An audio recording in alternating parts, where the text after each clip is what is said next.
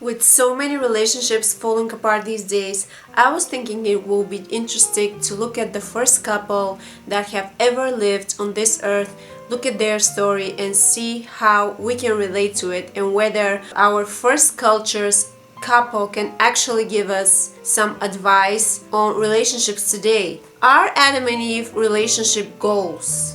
The story of Adam and Eve is a story of living together and living together as one. In a culture where we tend to focus either on ourselves or on our partner and somehow just think about the things that we need to work on or they need to work on, which is most of the times because we're egocentric many times and we want to see what they need to change in order to become better. Adam and Eve actually give a story of how we're living as one and how we're going through life and through problems and through everything that comes along this way and taking the responsibility as one, as a family. I think it's interesting that God chose to make Eve out of Adam and to take a part of him in order for her to be created, and he chose the rib. The rib can incredibly regenerate itself,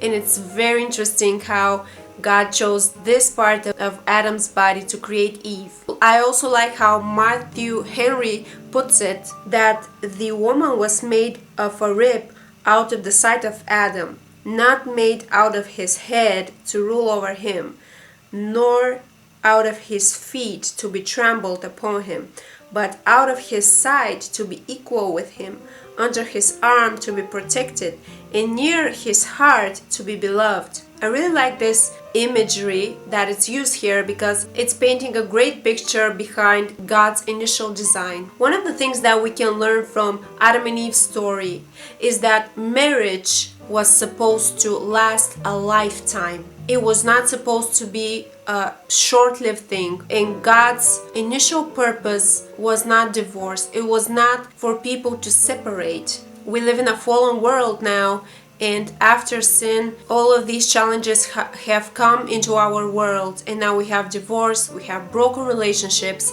and this is part of the life that we're experiencing on this earth. However, this was not God's initial plan.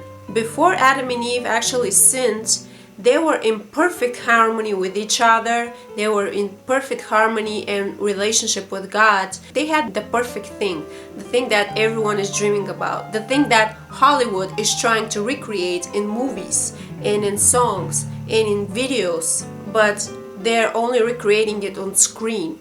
Once you're in reality, it doesn't really exist. You can barely think of any relationship that you know that paints this picture. So one of the lessons that I think we can take from Adam and Eve is that marriage and relationship with your partner that you will have for life is supposed to make you happy. That was God's initial plan. His initial plan was for you to be happy together in a union with this person.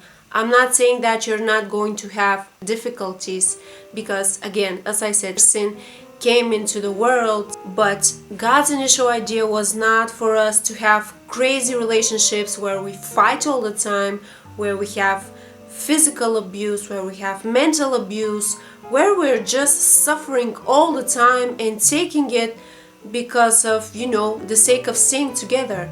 That's not it. That's not God's initial plan. And I believe that this is not a situation that we should find ourselves in. Matthew 19:6 says, "So then, they are no longer two, but one flesh. Therefore, what God has joined together, let no man separate." I think this is so crucial, and I think it's saying it all. God doesn't want us to separate. That's His initial plan, and that is His heart for us. However, if you find yourself in an abusive relationship or an abusive marriage, that doesn't mean that you shouldn't remove yourself from the abuser. That doesn't mean that you should keep on taking any mental or physical abuse that you're experiencing by being a merciful, graceful person and them taking advantage of you. The lessons that we can get from Adam and Eve, they went through everything you can imagine. Eve went in the garden and did her own thing, she put Adam in danger as well. She was selfish. She was not obeying God. She was listening to the enemy. Then kicked out of the garden, meaning that they were kicked out of their home. One of their children killed another one of their children. All families are messy. Every family has their story or is going through things, but Adam and Eve never gave up on each other. So if we have to follow their advice, I would tell you to stay together. Even if one of you has made a huge mistake that has put some of you in danger, even when someone has done something stupid or has more knowledge or less knowledge and life experience than you have, even when you get kicked out of your home, even when one of your children kills another child of yours, learn, grow, don't give up on each other.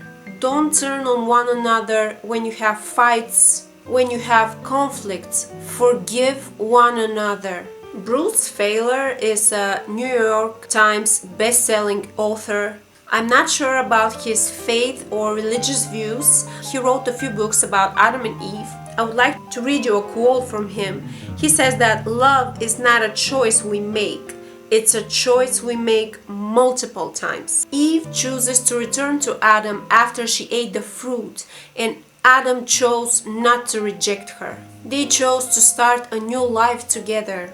They chose to stay together even after one of their children killed another of their children. Feiler calls love an act of imagination, an act of commitment, and ultimately an act of love to re-choose someone after a difficult time.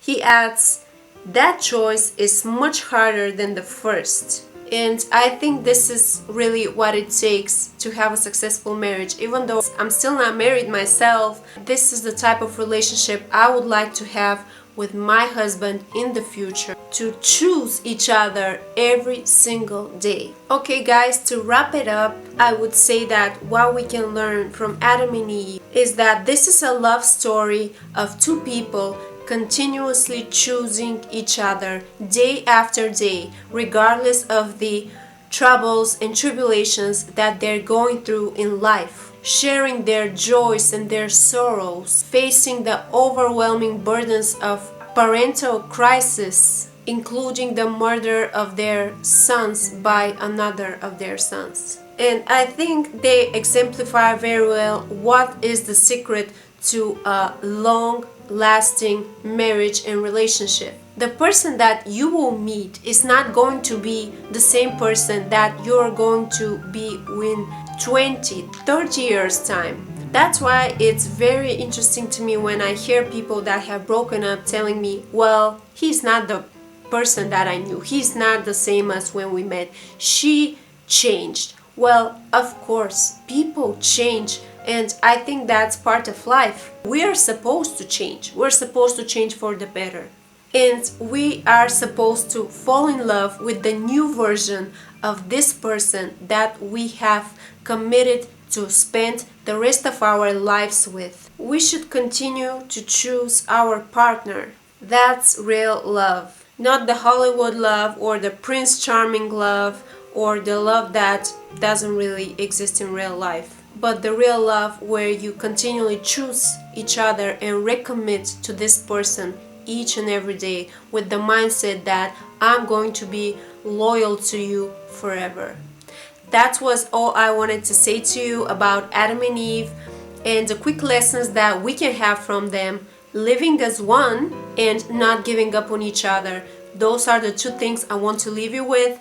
Let me know in the comments below what you think about the story of Adam and Eve and what lessons do you think we can take from them and apply into today's relationships. Thank you so much for watching, and I'll see you in the next video. Bye!